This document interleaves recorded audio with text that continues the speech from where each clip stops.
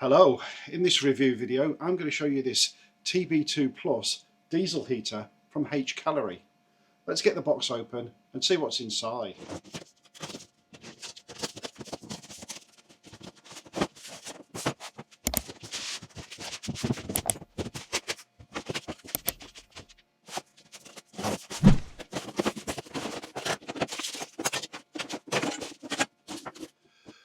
Right, so now we've got the unboxing out of the way, we'll have a look through what we actually get with it.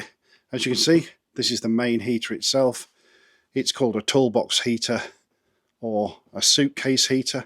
We'll have a look at that in a minute. We'll just see what we get with it. We've got an instruction manual and a leaflet to show you how to work the remote control. Again, just an overview at the moment and we'll go through it in detail.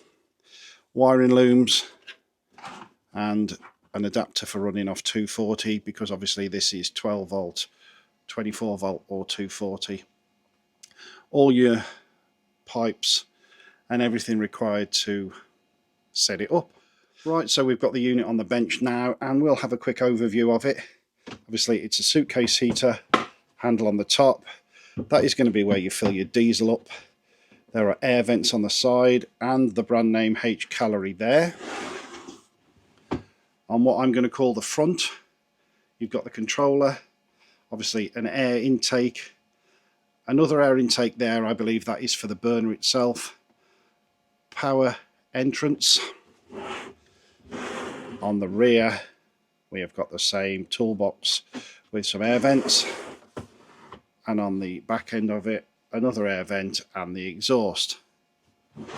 Let's open it up and see what's inside. Okay, so inside the unit I found the remote control.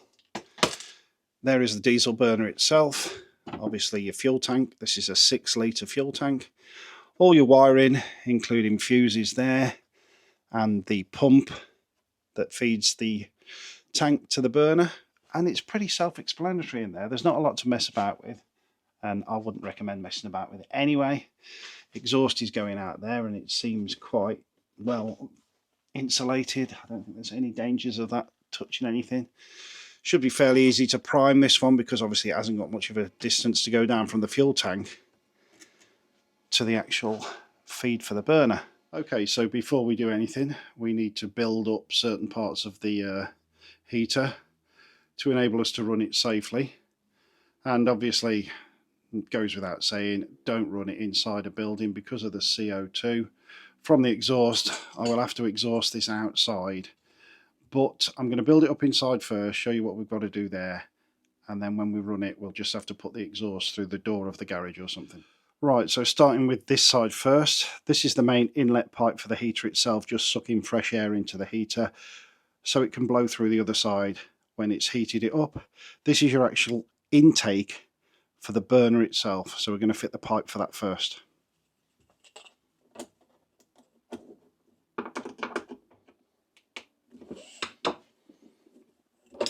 Then there's a bracket that goes on here, that way up. The pipe sits in there, and then the pre-filter will sit on there.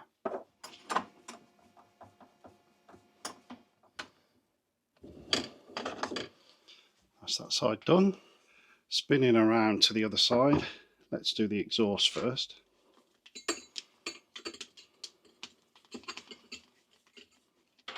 Should point out you do get another bracket for this, but obviously you don't mount it to the unit itself because this needs to go outside. And it's there. I shan't fit that at the moment because I'm not sure where I'm going to route this yet, so for the demonstration we'll just leave that off. Okay, that's nice and tight. Next thing is the heater output. Same sort of thing, flexi pipe again. This would be routed wherever you were eventually going to finally fit it. But for the sake of this video, we're just going to put it on and see if it works. You could use this in an awning if you used it with your van, but obviously you'd need to protect the awning from the exhaust as well. Okay, the exhaust is on, and like I say, normally that's going to be through a wall or something. And if you wanted to use it in an awning, you need to make sure that that goes somewhere that it's not going to catch anything flammable. So be aware, although it's perfectly okay to use in an awning, you just need to make sure that your routing is correct. Then we've got our heater outlet, our burner input. All we've got to do now is power it up and put some fuel in it. Right, so as we've said, there are two different ways of powering this up. You've got your 12 or 24 volt, and I did check that. It actually will find its own voltage. So 12 or 24 volt, 15 amp on there. So you can put that directly on a battery. I would assume you'd got to get your own fuse on there. I wouldn't run that without fuse in it. But straight off a battery in there. But for this video, obviously, we will be using the mains adapter simply because it's just easier. So you've got a transformer and a plug, and that's going to go in there. If you're wondering what this wiring harness is for, as was I till I checked, the controller is removable from there, and you can extend the wiring and put the controller somewhere else using this extension lead. Right, so let's put some diesel in this and see how we go. Now obviously, easiest way to see how much diesel you're putting in is to open it up and expose the onboard fuel tank. We'll take the filler cap off, and they do give you a little bit of a filter there. I've been and fetched some diesel this morning, so let's just get that in there. I have a funnel, and this is where I really don't want to spill any. I've got to be careful. Diesel's not the nicest fuel. I think we'll do it that. So we've got it set up now with the exhaust going out of the garage door. We're plugged into a power bank, mainly so we can see how many watts this thing pulls. So if you did want to run it off a power bank in the awning, you will be able to see how much it's going to use. And also, I guess, if you did want to rig it up as 12 volt, you could put a cigarette lighter on the end and run it off a power bank as well. And that would run slightly less because obviously there's a bit of inefficiency going from 240 down to 12. But I shouldn't think it will use a lot. Anyway, here goes nothing. I haven't read the instructions, but I'm guessing this remote is as simple as it looks. Click it on at the side. Let's press that. The front is lit up. Let me pull you in on the camera so you can see. If you can hear that, that's the door down, and that's the pump running. The unit's just primed itself, and if you did want to self-prime it, just press and hold the plus and the minus down for 2 seconds, and you can hear the pump tick, and it primes it. You can see I've got it on hot. We're just waiting for it to sort of fire up now. Let's shut the door up. I mean, you can hear the ticking sound, but it's not intrusive. And if you're going to be running this in a garage or an awning, is it really going to bother you? I can feel air coming out. Still not warm yet. I'd imagine it's going to take a good couple of minutes. If it's anything like the diesel heater I've got fitted in the van, it obviously runs a little while doing a sort of purge before it actually fires up and starts burning. In this initial setup, it's pulling 116 watts. It would obviously pull slightly less if you were running directly off 12 volts. You have got a little bit of inefficiency running through a transformer. So we're a couple of minutes in now. The frequency of the pump ticking got a lot faster as the fan speed picked up, and we have started to get slightly warm air out now. So as I say, once it's primed and started, we're away. Now obviously I've got it on 10, the hottest I can have it on, which is why it's so noisy at the minute. You can change all the speeds and the temperatures. You can also have it set on a timer, so it trips in and out the same as a thermostat, or you can just have it on constant.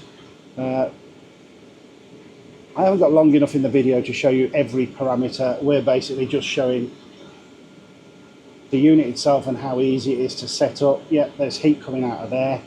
So I'm going to go out to the exhaust and see what sort of noise we've got there. So you can probably hear that. It's your typical diesel heater sound. Sounds exactly the same as our van when you're running the heater if you're outside.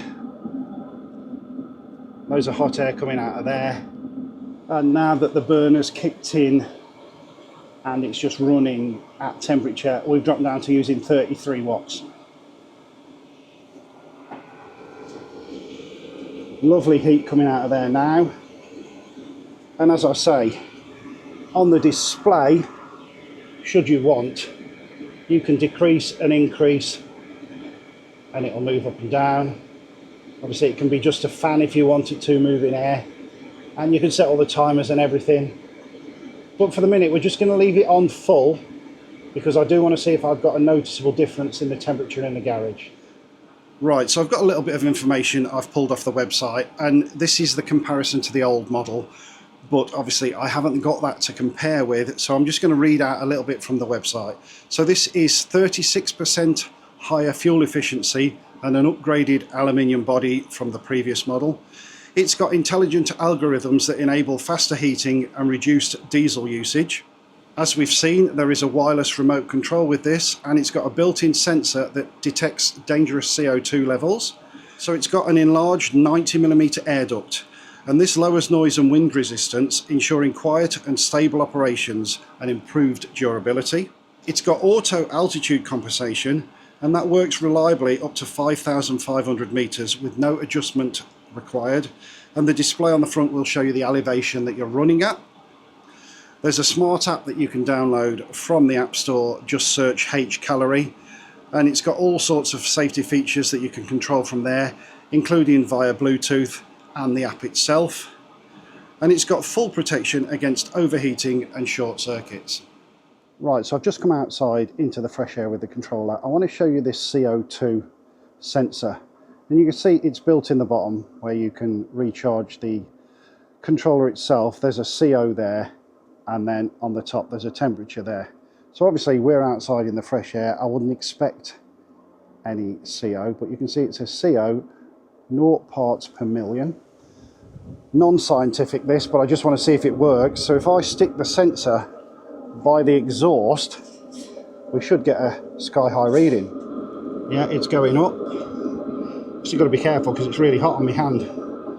But as you can see, it is doing something. We're on 78 there, so I'm going to pull that away because it's burning my hand. You can see that clearly does work and shows you something.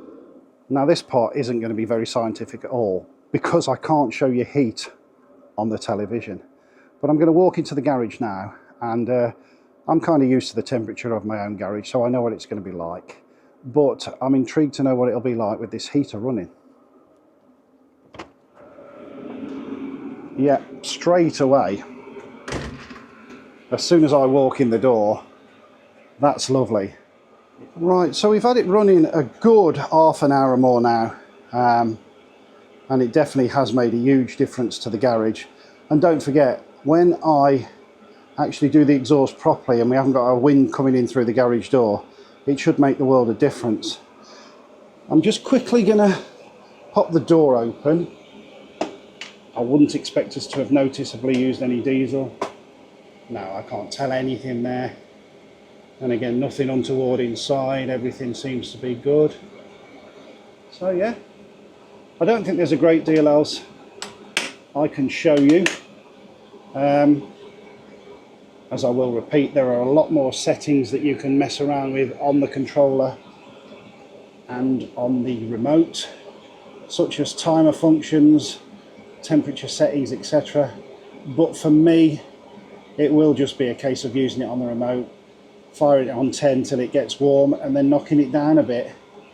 There's no point running a thermostat in a garage like this while you're working on cars and stuff, because you'll be in and out all the time.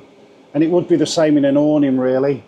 If you were running it in an awning, you're never going to get total sealing of the area. So to me, I'm just going to use it in its basic form with the remote control. I'm going to assume powering it off is exactly the same.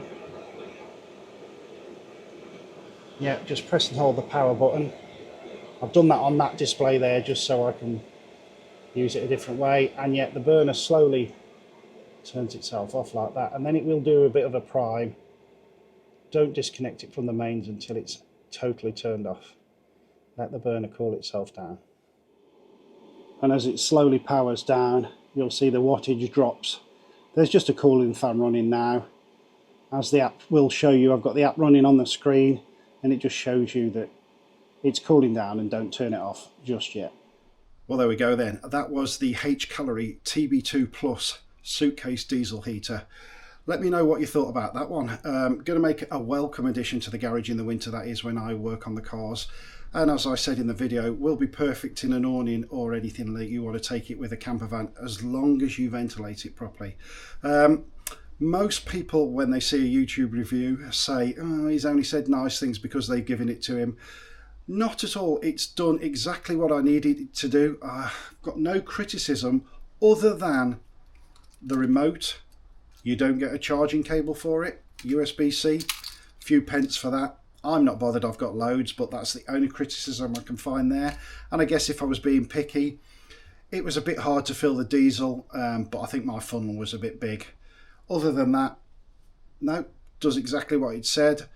Wish I could have more time on the review, but appreciate I need to keep these fairly short, and I'm guessing this will still run into 15-20 minutes. So as always, thank you for watching. There will be a discount code in the description below and also on the screen now if you want to get one of these. I do believe though the discount only runs until something like mid-November, so get in quick if you want one. Thanks for watching, and I will see you on another review video. Ta-da!